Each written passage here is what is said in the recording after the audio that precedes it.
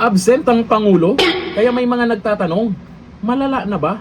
Kasi naman, hindi daw dumalo dyan sa natatakdang aktibidad sa Intramuros si Pangulong Bongbong Marcos at may payo daw sa kanya ang doktor.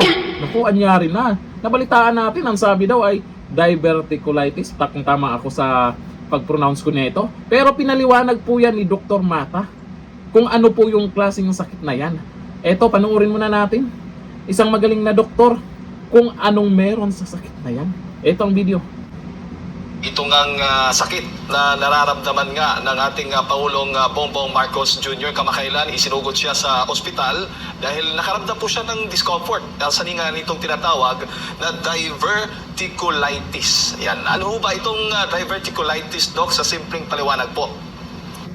Well, ang diverticulitis, kung makita nyo may tis sa ending, ibig sabihin infection yun. Katulad po ng tonsillitis, o diverticulitis is another infection. Pero saan ito?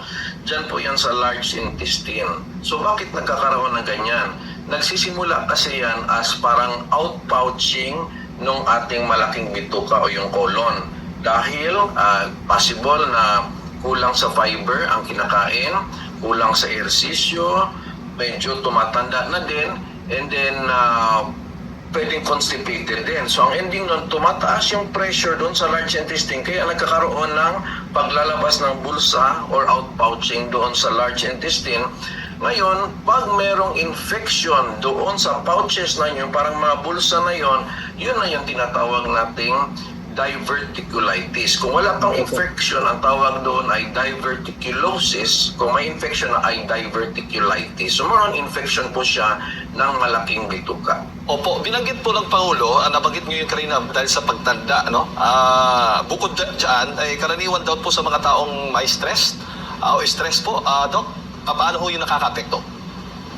Yes, kasi po ang sinabi nating stress, general na po yon sa well-being. Hindi lang po bituka ang tatamaan, pati ating pag-iisip, pati puso, pati blood pressure, matatamaan na din po yon. So, hindi medyo parang humihina na po yung ating katawan pag tayo po ay parating stress. So, kasali na din siyempre doon yung bituka. But stress hindi po ay specific lang po sa bituka. Pero nakakatulong po siya sa ganito na pwedeng mas mangyari po ang mga ganitong kondisyon dahil sa stress. Opo.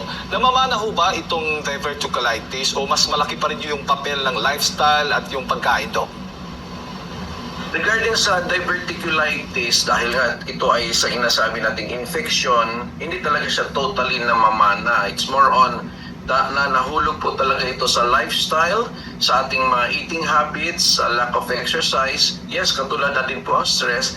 But basically, pag tumatanda po ang isang tao, mas prone po ito. So, ibig sabihin, marami pong tao ang merong diverticulosis. Kung na-infect siya, magiging diverticulitis. So, basically, nasa lifestyle po. Sa lifestyle daw. Ano kayang ginagawa ng ating Pangulo?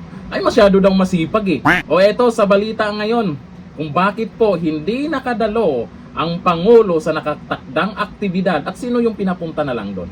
Ayon dito sa balita, Marcos Jr. pinayuhang bawasan pansamantala ang kanyang kasipagan. Oo, ang sipag daw eh. Sabi ni Auntie Claire, kahit daw madaling araw, gising daw ang ating Pangulo ha. Kakaibang sipag talaga yan ha. Pinayuhan ng kanyang mga doktor, si Pangulong Marcos Jr., na maghinay-hinay muna sa trabaho matapos makaranas ng diverticulitis. Isang kondisyon na ayon sa Malacanang ay dulot ng tuloy-tuloy masinsing pagtatrabaho ng Pangulo. Ayon sa palasyo, bilang pagsunod sa payo ng kanyang mga doktor. Paano yung trabaho niya bilang Pangulo?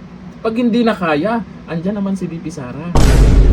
Private meetings muna sa loob ng Malacanang ang inaasikaso ng Pangulo habang nagpapagaling at pansamantalang binabawasan ang physical na aktibidad. Nako, doon sa mga natutuwa ha, relax lang kayo. Huwag kayong ganun. Gagaling din yan. Binigyan din ni Palace Press Officer Atty. Claire Castro na maayos ang kalagayan ng Pangulo. Umaayos naman daw, sabi ni Auntie Claire. At patuloy pa rin itong ginagampanan ang kanyang tungkulin. Bagamat may limitasyon muna ang paglabas at public engagements. Dahil dito, hindi dadalo ang Pangulo sa isang natatakdang aktibidad sa Intramuros nitong Martes ng hapon. Sa halip, si First Lady Lisa Araneta Marcos, ang kakatawan sa programang may kaugnayan sa pagpapaganda at muling pagbuhay ng Ilog Pasig. Pero paalala, hinay-hinay po tayo sa pagko-comment dyan ha.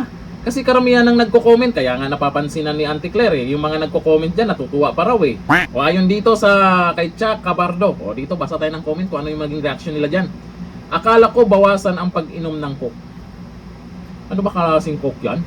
Ako umiinom din ako ng coke, pero sabi nila, may coke daw na nakakaganyan eh. Kasi napapanood ko dati nung eleksyon, si Atty. Rowena Guanzon. Lagi siyang may dalang coke, tapos nagaganon siya. Anong klaseng coke ba yan? Sabi ni Zente Tanio, need niya bumaba, di na niya kayang gampanan ang trabaho ng pagiging presidente.